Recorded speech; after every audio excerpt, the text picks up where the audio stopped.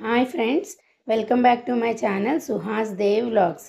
ఎవరైనా నా ఛానల్ని ఫస్ట్ టైం చూస్తున్నట్టయితే please subscribe to my channel.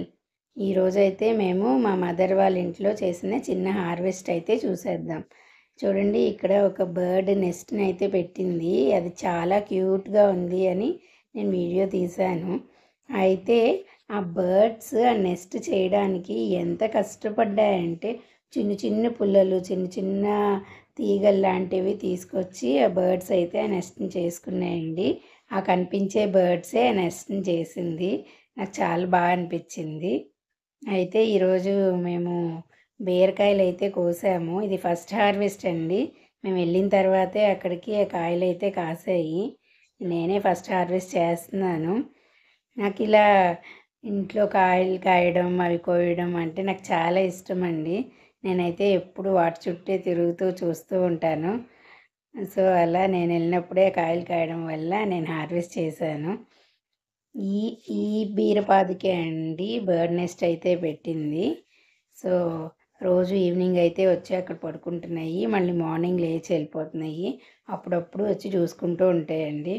And ఇంకొక పాదు కూడా ఉంది. అక్కడ ఒక కాయ ఉంటే అది కూడా కోసాము. అండ్ వేరే పాదు 3 చోట్ల అయితే వేరే పాదులు అయితే ఉందండి. ఇప్పుడే కాయలు కాయడం అయితే స్టార్ట్ చేసింది. సో హైదరాబాద్ వెళ్ళేప్పుడు నేనైతే తెచ్చుకున్నాను.